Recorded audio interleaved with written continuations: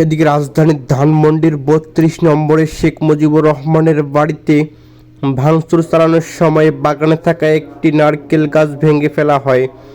এ সময় নারকেল গাছটি নিচে পড়ে যায়।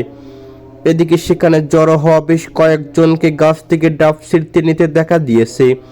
এদিকে প্রত্যক্ষদর্শীরা বলেছেন, ডাব নিয়ে তাদের মধ্যে কাড়াকাড়ি শুরু হয়। পরে ডাব নিতে অনেক উল্লাস করেন এবং ছবি তোলেন। এদিকে দুপুরে এই ঘটনা ঘটে।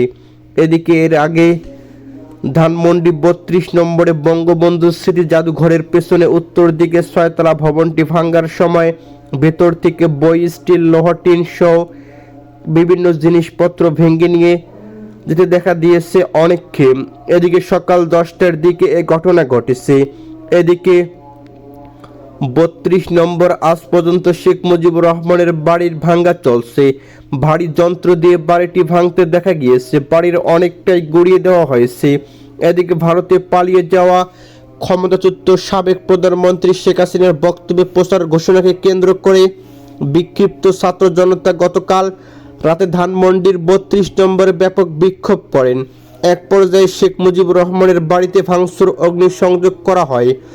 এদিকে জুলাই গণ অভ্যুত্থানের গত ৫ আগস্ট স্বৈরাচারী আওয়ামী লীগ সরকারের পতন ঘটে।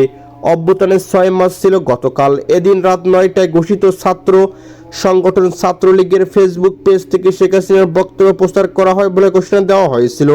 এই ঘোষণাকে কেন্দ্র করে গতকাল দিনভরেই সামাজিক যোগাযোগ মাধ্যমে উত্তেজনা চলে। এদিকে বৈষম্যবিরোধী ছাত্র আন্দোলন অংশ নেওয়া অনেক ছাত্র জনতা অনলাইন অ্যাক্টিভিটি ফেসবুক ধানমন্ডি ৩২ অভিমুখে বুলডোজার মিছিল এবং মার্চ টু ধানমন্ডির ডাক দিয়েছেন তারা। এদিকে ধানমন্ডিতে দুপুরে আজ পর্যন্ত কি হলো। এদিকে জুলাই গণ অভ্যুত্থানে গত ৫ আগস্ট শেখ হাসিনার আওয়ামী লীগ সরকারের পতন ঘটে। সেদিন ধানমন্ডির ৩২ নম্বরে শেখ মুজিবুর রহমানের বাড়িতে হামলা, ভাঙচুর, অগ্নিসংযোগ করেছিল। এদিকে বিক্ষুব্ধ জনতা। এরপর থেকে বাড়িটি অনেকেই পরিত্যক্তটা ছিল। এদিকে গণ অভ্যুত্থানের ৬ মাস পূর্তি ছিল গতকাল বুধবার। শেখ হাসিনার বক্তৃতা প্রচারের ঘোষণাকে কেন্দ্র করে বিক্ষুব্ধ ছাত্র জনতা। এদিকে গতকাল রাতে ধানমন্ডির ৩২ নম্বরে ব্যাপক বিক্ষোভ করেন। এক পর্যায়ে শেখ মুজিবুর রহমানের বাড়িতে ভাঙচুর, অগ্নিসংযোগ করা হয়েছে। পরে ক্রেন ও এক্সকেভেটর দিয়ে এনে বাড়িতে ভাঙা শুরু হয়। গতকাল থেকে আজ দুপুর পর্যন্ত ধানমন্ডি কি ঘটল তা এক নজরে দেখে নেওয়া যাক। গতকাল ৯টায় ছাত্রলীগ সংগঠন ছাত্রলীগের ফেসবুক পেজে শেখ হাসিনার বক্তৃতা প্রচার করা হয় বলে ঘোষণা দেওয়া হয়। এই ঘোষণাকে কেন্দ্র করে গতকাল দিনভর সামাজিক যোগাযোগ মাধ্যমে উত্তেজনা চলে। গতকাল বিকেলে ধানমন্ডির ৩২ নম্বরের বাড়িটি গুঁড়িয়ে দেওয়া হয়েছিল।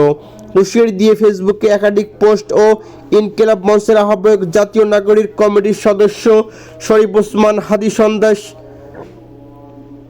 বৈষম্যবিরোধী ছাত্র আন্দোলনের আহ্বায়ক হাসনাত আবদুল্লাহ এক ফেসবুক পোস্টে এ সংবাদ প্রচার করে দিয়েছেন।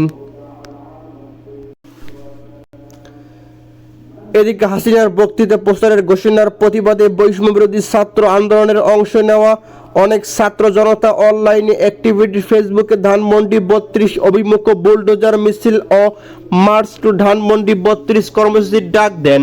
তারা ঘোষণা দেন বুধবার রাত ৯টায় শাহবাগে জড়ো হয়ে ধানমন্ডি ৩২ নম্বর অভিমুখ যাত্রা শুরু করবেন। এদিকে গতকাল রাত ৮টার আগে ধানমন্ডি ৩২ নম্বর বিভিন্ন এলাকায় বিক্ষুব্ধ ছাত্র জনতা জড়ো হতে থাকেন। তারা সেখানে বিক্ষিপ্ত করতে থাকেন। রাত ৮টার দিকে বিক্ষিপ্তকারীরা শেখ মুজিবুর রহমানের বাড়ির ফটক ভেঙে ঢুকে শুরু করেন। তারা বাড়ির সামনে শেখ মুজিবুর রহমানের মুরালটি ভাঙচুর শুরু করেন।